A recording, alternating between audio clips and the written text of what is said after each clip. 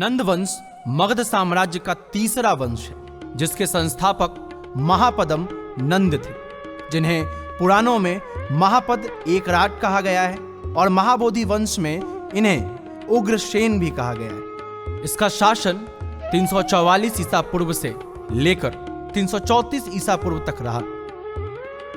भारतीय इतिहास में पहली बार एक ऐसी साम्राज्य की स्थापना हुई जो कुलीन नहीं थी तथा जिसकी सीमाएं हिमालय से लेकर दक्षिण में गोदावरी नदी तक तथा पश्चिम में सिंधु से लेकर पूर्व में बंगाल तक फैला था।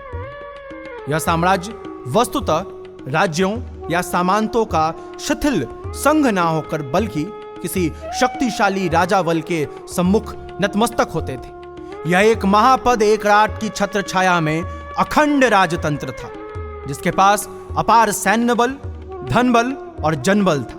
चक्रवर्ती सम्राट महापद्म नंद ने चक्रवर्ती सभी राजाओं को जीतकर एक विशाल साम्राज्य की स्थापना की एवं केंद्रीय शासन की व्यवस्था की। इसलिए सम्राट महापद्म नंद को केंद्रीय शासन पद्धति का जनक भी कहा जाता है। नंद वंश में कुल 9 राजा हुए और इसी कारण इन्हें नवनंद भी कहा जाता है। नंद वंश में जो पहला राजा है उग्रसेन, दूसरा पांडुक, तीसरा पांडुगति, चौथा भूतपाल, पांचवा राष्ट्रपाल, छठा गोविशानक, सातवां दशसिद्धक, आठवां कैवर्त, नौवां धनानंद।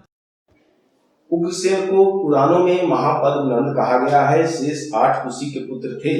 महापद्म नंद ने अपने को एकारात कहा है। यह संपूर्ण मगध साम्राज्य का सबसे शक्तिशाली शासक था। महापद्म नंद जो थे वे जैन धर्म के अनुयायी थे। इन्होंने प्रथम बार जब कलिंग विजय की तो कलिंग में एक भीमसेन की मूर्ति मिली थी। उस मूर्ति को उठाकर वे मगध लेकर आए थे तथा वहां एक नहर भी खुदवाई, जिसका उल्लेख बाद में कलिंग के शासक खारवेल ने अपने हाथी गुफा अभिलेख में भी किया है।